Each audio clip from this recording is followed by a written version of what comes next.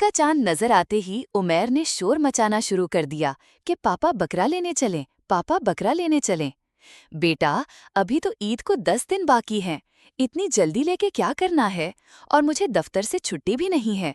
और अगर बकरा ले भी लिया तो इसकी हिफाजत भी करनी पड़ेगी।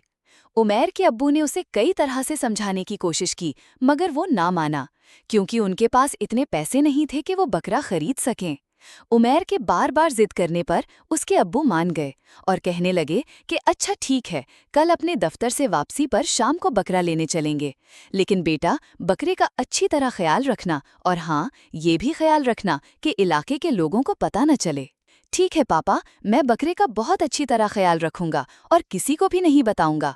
ये कहकर खुशी से बाहर खेलने चला गया। खेल खेल में उसने चिल्लाना शुरू कर दिया कि हम कल बकरा लेने जाएंगे। पहले तो लोगों ने उसकी बात पर तवज्जो ना दी, क्योंकि वो जानते थे कि उनकी आमदनी से घर के इखराजात भी मुश्किल से पूरे होते हैं, तो बकरा कहाँ से लेंगे। लेकिन अगले दिन लोगों की अकल दंग रह गई जब उन्होंने देखा कि इतना बड़ा बकरा उमैर अपने घर लेकर जा रहा है। सब चहमेगोइयां करने लगे, हर कोई अपना अपना अंदाजा लगाने लगा। रात हो चुकी थी, सब अपने अपने घरों को चले गए, लेकिन इस इलाके का चोर वहीं बैठा सबके सोने का इंतजार करता रहा। जब सब सो गए तो चोर उनके घर की छत फलांग कर अंदर दाखिल हुआ और बकरा खोलने लगा। उमैर खुशी की वजह से अभी सोया नहीं था।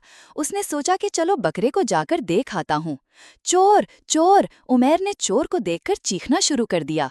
उमैर के चीखते ही चोर भाग गया। उमैर को फिक्र की वजह से सारी रात नींद न आई। कुछ दिनों बाद एक दिन सुबह को उमैर सो गया।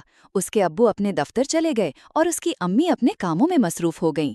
किसी को याद ही नहीं रहा कि बकरे को घास भी डालनी है, और बकरा बेचारा सारा दिन धूप में खड़ा रहा और बकरे ने मैं तक ना की। वो काफी कमजोर हो गया था, क्योंकि उसकी 2 दिनों से अच्छी तरह देखभाल नहीं हो रही थी। उमैर के अब्बू जब शाम को घर आए तो उन्होंने देखा कि बकरा जमीन पर बेहिस्सो हरकत पड़ा था और हल्की हल्की आवाजें निकाल रहा था। उन्होंने फौरन उमैर को बुलाया। इसे क्या हुआ है? तुमने इसका ख्याल नहीं रखा ना? देखो अब कितना बीमार हो गया है। उमैर के अब्बू ने उसे डांटा। बकरे को पानी पिलाया, घास खिलाई, फिर भी वो वैसे का वैसा पड़ा रहा। कुछ दिन उसकी अच्छी देखभाल करते रहे, फिर जाकर वो उठने के काबिल हुआ।